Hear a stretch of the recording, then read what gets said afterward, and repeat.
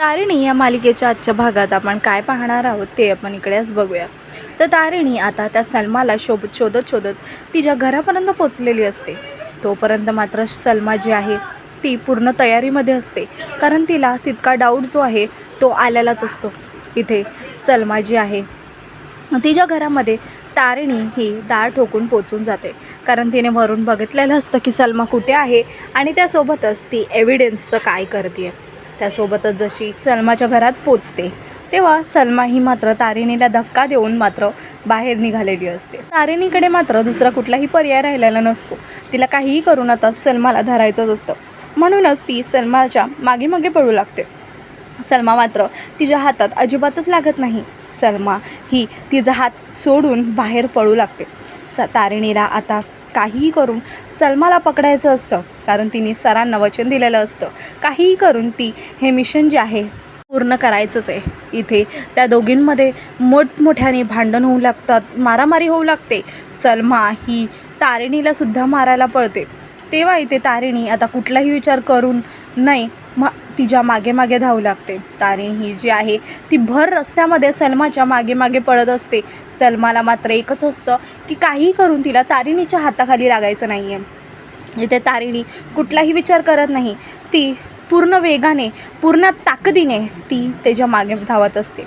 इथे आता सलमा जी आहे तिला घावते ती, आणि तारिणी जी आहे ती सलमाला पकडण्यात यशस्वी होते. इथे केदार जो आहे तो आता शेखरला भेटायला आलेला असतो. शेखरला मात्र तो सगळ्या गोष्टी ह्या नीट विचारून घेतो की नेमकं तुम्हाला कसला डाऊट आहे आणि कशाबद्दलचा डाऊट आहे. तेव्हा इकडे शेखर हा मात्र केदारला सांगत असतो की खरं तर कौशिकीसोबत मी नसलो, तिच्यासोबत राहत नसलो तरीसुद्धा मला तिची काळजी वाटते. ती कशी त्या युवीबद्दल प्रेम वाहू चाललं तिचं, पण युवराज हा मात्र तिच्या लायकीचा नाही आहे, अजिबातच नाही. तो फक्त आणि फक्त सगळ्या गोष्टी त्याच्या हौसेपाठीसाठी, त्याच्या मोठमोठ्या शॉकसाठी, पैशासाठी करतोय. मी एकदा दोनदा कौशिकीला मात्र खोटे फोन कॉलसुद्धा केले होते. तेव्हा मी कौशिकीला हे सांगायचा प्रयत्न केला होता की युवराज हा दिसतो तसा माणूस नाही आहे, तो खूपच भयंकर आणि वाईट माणूस आहे. त्याला हवा तेवढा पैसा हा कधीच कौशिकीकडून भेटणार नाही आहे, म्हणूनच तो कुठले ना कुठले काळे धंदे हे मात्र करत असणार आहे, असं म्हणून इथे शेखर ह्या सगळ्या गोष्टी केदारला सांगत असतो. त्यासोबतच तो हे सुद्धा सांगतो की एकदा तर मला युवराजबद्दल एक कोणीतरी मेल पण पाठवला होता, पण त्या मेल जो आहे तो मी सरळ कुठलाही विचार न करता कौशिकीला पाठवून दिला. पण कौशिकीने त्याच्यावरती काय ॲक्शन घेतली ह्याची मात्र मला अजिबातच काही खात्री नाही आहे, पण नक्कीच तिनं काही ना काहीतरी स्ट्रिक्ट ॲक्शन घेतली असावी, कारण कौशिकी ही जितकं प्रेम करू शकते तितकं तिला रागसुद्धा येऊ शकतो.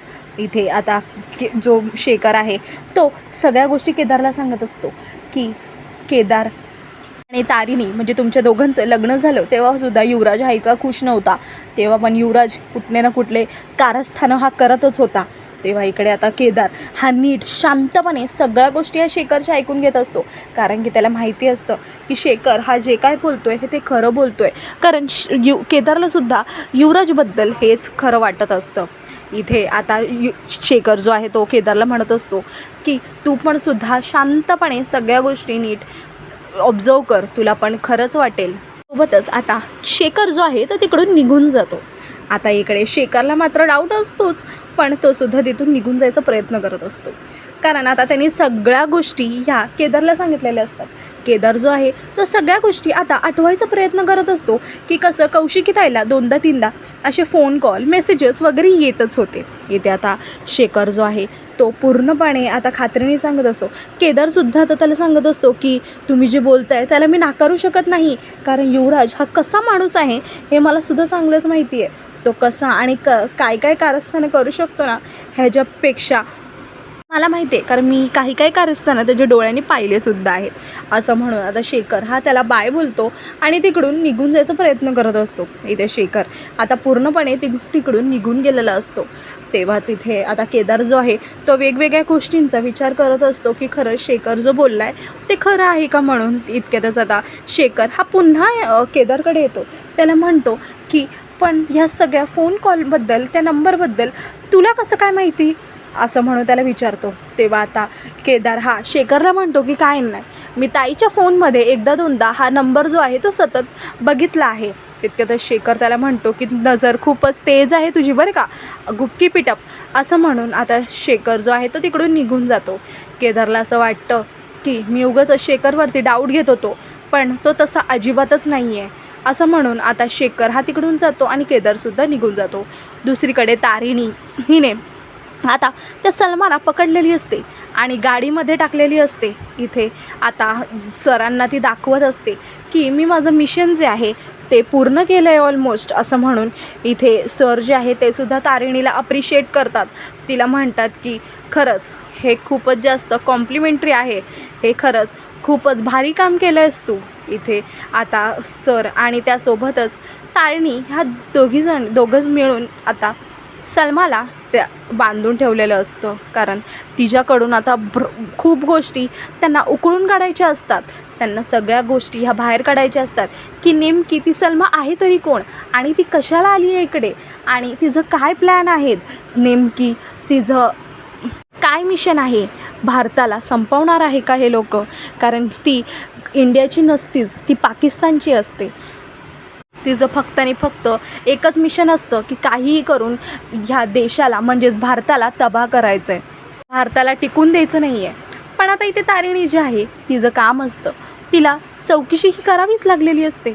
म्हणून तारिणी हे सतवून म्हणते की तुला कुठली धुरी देऊ, शिमला मिरची देऊ का कोल्हापूरची देऊ.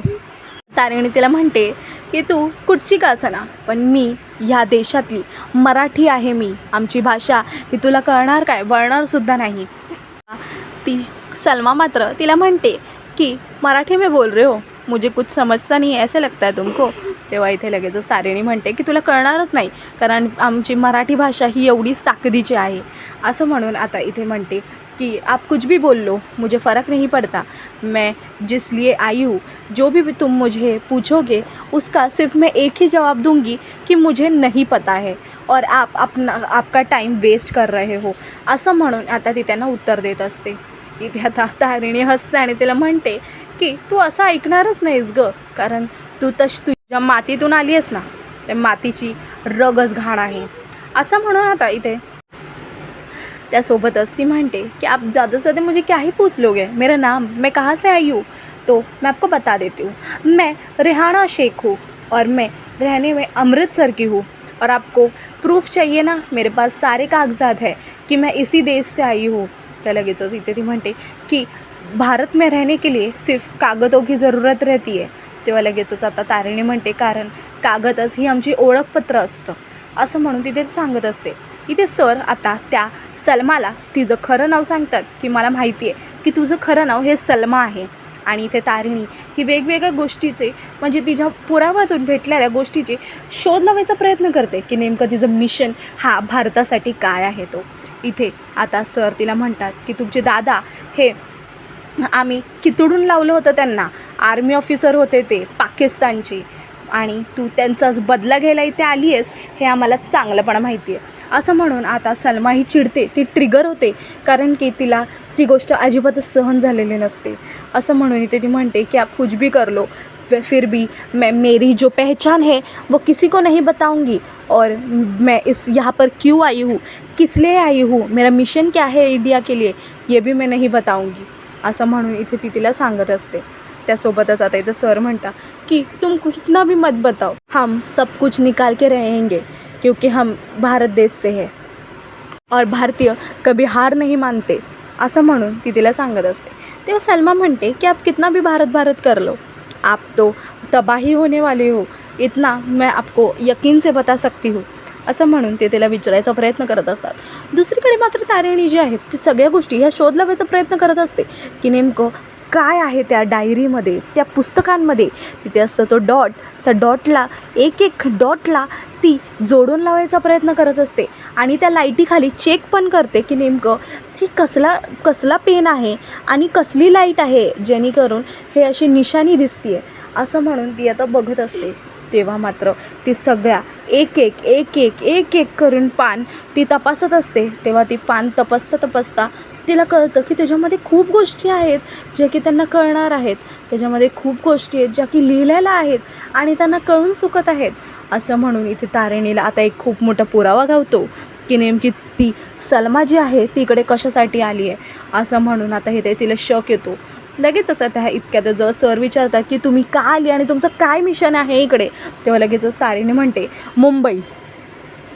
मुंबई ऐकल्यास त्या सलमाच्या चेहऱ्याचा जो रंग आहे तो पूर्णपणे उडालेला असतो. सलमा शॉक होऊन जाते आणि त्यासोबतच तारिणीला कळून जातं की ह्या सलमाचं पुढचं मिशन म्हणजे मुंबई आहे. मुंबईला त्यांना बरबाद करायचं आहे. मुंबई हा असा देश आहे जिथे खूप लोक असतात, शेकडो लोक असतात आणि ते शेकडो लोक तिथे तबाह होऊन जाणार आहेत. असं म्हणून आता इथे तारिणी येते. तिला म्हणते की लवकर सांग तुझं मिशन काय आहे ते. इतक्यातच ती सरांना ती डायरी दाखवते आणि तिथे डायरीवरती केलेलं मुंबई आणि त्याच्यावरती केलेली ती खूण ती दाखवते. त्यासोबतच तारिणी ही त्या सलमाला म्हणते की तुझ्या चेहऱ्याचा रंग उडाला आहे ना, त्याच्यावरूनच मला कळतं आहे की तुमचं पुढचं मिशन हे मुंबईमध्ये आहे. असं म्हणून इथे ती तिला सांगते. ती पेन्सिल घेते आणि पेन्सिलचं जे नोक आहे ती तिच्या डोळ्यासमोर ठेवते आणि तिला म्हणते की लवकर सांग मला की तुझं मिशन काय आहे ते, नेमकं तुमचं प्लॅन काय आहे ते मला लवकरात लवकर सांग. असं म्हणून ती तिच्या 2 कानफडात लावते आणि तिला टेबलवरती लेटवते आणि पेन्सिल ही तिच्या अगदी डोळ्याच्या समोर ठेवते आणि त्यासोबतच तिला म्हणते लवकर सांग, नाहीतर ही डोळेच तुझे काढून घे आणि तुला अजिबातच दिसण्यालायक ठेवणार नाही. असं म्हणून इथे तारिणी तिला सांगत असते. इतक्यातच ती सलमा जी आहे ती घाबरते आणि ती म्हणते की रुको, मैं बताती हूँ आपको कि मैं यहाँ पर किस लिए आई हूँ और मेरा रियल मिशन क्या है. आप प्लीज़ मुझे पहले छोड़ दो क्योंकि वैसे मैं आपको नहीं बता पाऊँगी. असं म्हणून आता सलमा जी आहे ती पूर्णपणे घाबरून गेलेली असते. तिला तारिणीची भीती वाटू लागते आणि त्यासोबतच आता ती तारिणीला म्हणते की मैं यहाँ पर क्यों आई हूँ ये बताती हूँ. मेरे साथ और 5 लड़कियाँ हैं और वो 5 लड़कियाँ यहाँ पर इस देश को बर्बाद करने के लिए ही आई है, वो भी पाकिस्तान से ही है. असं म्हणून आता ती तारिणीला सांगत असते. तेव्हा आता तिने सांगितलेलं जे मिशन आहे त्यांनी आता सरांनासुद्धा समजलेलं असतं. सर आणि तारिणी हे दोघेही टेरेसवरती येतात आणि बोलत असतात. सर तारिणीची खूप तारीफ करतात. तिला म्हणतात की वा तारिणी, तुला मी पहिलं मिशन दिलं आणि त्याच्यातच तू एवढा मोठा झेंडा काढला आहेस, एवढं मोठं तू खरंच खूप कॉम्प्लिमेंटरी काम केलं आहेस, मला खरंच तुझा अभिमान आहे. त्यासोबतच आता इथे तारिणी म्हणते की सर पण मला नीट चांगलं नाही वाटत आहे, कारण हे जे मिशन आहे हे माझ्यासाठी छोटी गोष्ट नाही आहे, मोठी गोष्ट आहे. मी इथे मिशन इंडिया जे आहे, मिशन तिरंगा, हे मी स्वतःच्या अभिमानासाठी आणि या देशासाठी लढायला आली आहे. मुंबई हे असं देश आहे जिथे शेकडो लोक हे वेगवेगळ्या गावातून येतात. त्यांच्याकडे ना खिशामध्ये पैसे असतात, फक्त 20 रुपयाचा वडापाव आणि त्यासोबतच आणि डोळ्यामध्ये मोठमोठी स्वप्न. जे लोक चाळीत राहतात त्यांना बिल्डिंगमध्ये जायचे स्वप्न, जे बिल्डिंगमध्ये राहतात त्यांना टॉवरमध्ये जायचे स्वप्न, जे टॉवरमध्ये राहतात त्यांना जन्नतमध्ये जायचे स्वप्न. मुंबई हा माझा देश आहे. इथे काहीही झालं, कितीही झालं, लोकल ट्रेनमध्ये 4 सीटसाठी भांडणारे लोक आहेत ना, ते एका काळी स्वतःच्या हक्कासाठी लढायलासुद्धा एकत्र येतात. म्हणून मुंबई हे माझं शहर आहे. ते मला माझं वाटतं. मला तिकडे जाऊन ती गोष्ट करायची आहे. पूर्णपणे सगळ्या गोष्टी पार पाडायच्या आहेत. कारण मुंबईमध्ये कितीही मोठे हल्ले होऊ द्या, काहीही होऊ द्या, 2006मध्ये झालेला हल्ला, 26 जुलैला झालेला नैसर्गिक हल्ला, त्यांनीसुद्धा मुंबईला काहीच फरक पडला नाही. एवढा मोठा पाऊस आला, एवढं सगळे देश हे भिजून गेलं, पण मात्र मुंबईला जरासुद्धा काही झालं नाही आहे. मोठमोठ्या आव्हानांना मागे पाडणारे शहर म्हणजे एकन एक, तेच म्हणजे मुंबई. म्हणून सर मला या मिशनमध्ये पुढं जायचं आहे. मिशन तिरंगामध्ये मला मुंबईसाठी सुद्धा काम करायचं आहे. मला असं वाटतं की तुम्ही मला त्याची परवानगी द्या आणि मला पुढेसुद्धा काम करू द्या. असं म्हणून इथे तारिणी तिची रिक्वेस्ट करत असते. तेव्हा लगेच सर म्हणतात की पण तारिणी, तुला असं वाटतं का की ही जी सलमा आहे ती तिकडे जाईल आणि तुला असं वाटत नाही का की हे लोक ते प्लॅन जे आहेत ते बदलून टाकतील किंवा ते त्यांचा प्लॅन पोस्टपोनसुद्धा करू शकतात. असं म्हणून इथे आता तारिणीला सर सांगत असतात. तारिणी म्हणते की सर मला अजिबातच असं वाटत नाही, कारण मला असं वाटतं की हे लोक ह्यांचा प्लॅन जो आहे तो कंटिन्यू करतीलच. आणि त्यासोबतच ह्यांचा प्लॅन हे पुढे घेऊन जातीलच. मला काहीही करून हा प्लॅन सक्सेसफुल झालेलाच हवा आहे आणि मी ह्या रेडमध्ये असलेले जितके पण लोक आहेत मला त्या सगळ्यांना पकडायचं आहे आणि ह्या सगळ्यांना मला तुमच्या हवाली द्यायचं आहे असं म्हणून इकडे तारिणी त्यांना सांगतच असते. तेव्हा ती म्हणते, सर तिला म्हणतात की अगं पण सलमा ही कशी जाणार तिकडे. तेव्हा लगेचच तारिणी त्याला म्हणते की तुम्ही काळजी करू नका सर, सलमा ही जाणार असं म्हणून तारिणी ही आता त्यांच्याकडे हसून बघते आणि त्यांना म्हणते की हे मिशन पुढे होणारच.